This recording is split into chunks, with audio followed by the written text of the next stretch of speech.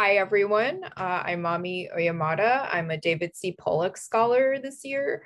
I'm currently in Kamakura, Japan, which is around 50 kilometers south of Tokyo. I'm Japanese. I was born to Japanese parents. And like many of you, I would say I've experienced some global mobility in my life.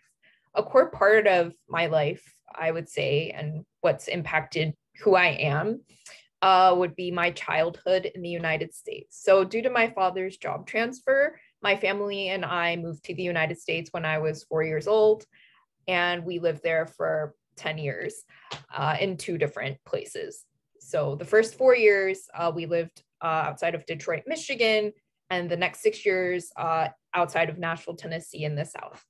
And after going to college and growing up, I've realized how starkly different my experiences and the atmospheres were in those two locations. Although I would also acknowledge that both places were relatively more affluent than many other parts of the US and the world. So I acknowledge my privilege.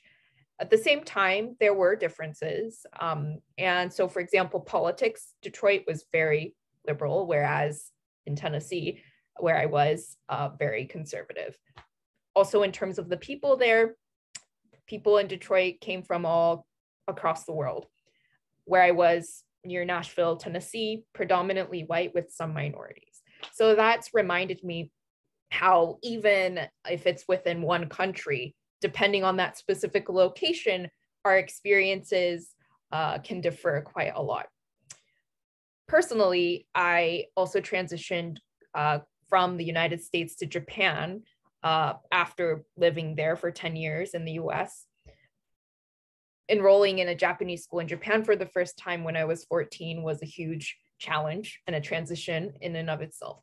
But I'm not going to go into too much detail on that for now. But instead, I think I want to share some of my ideas on this question that FIGT has posed for us. Where do we go from here?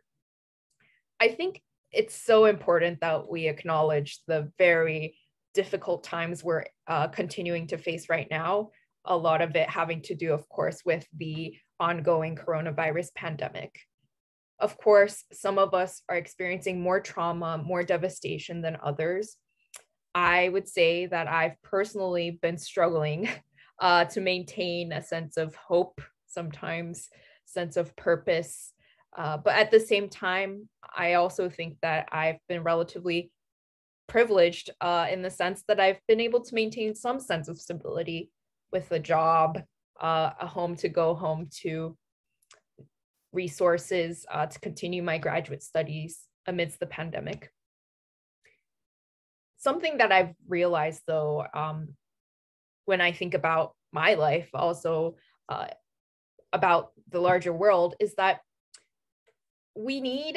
I think it's so critical and so important that we hold spaces to genuinely check in with ourselves as well as with others in our lives.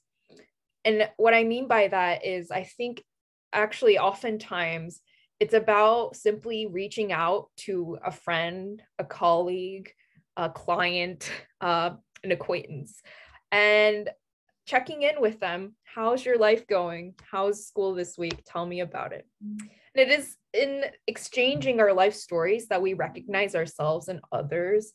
And collectively, we realize that, oh, we're not alone in this. We're all imperfect. We're all facing our own unique stories and struggles. And so I think by recognizing that, we're all able to move forward together. This is something that I think we're lacking severely right now when we think about the entire world. We see so much division and hate.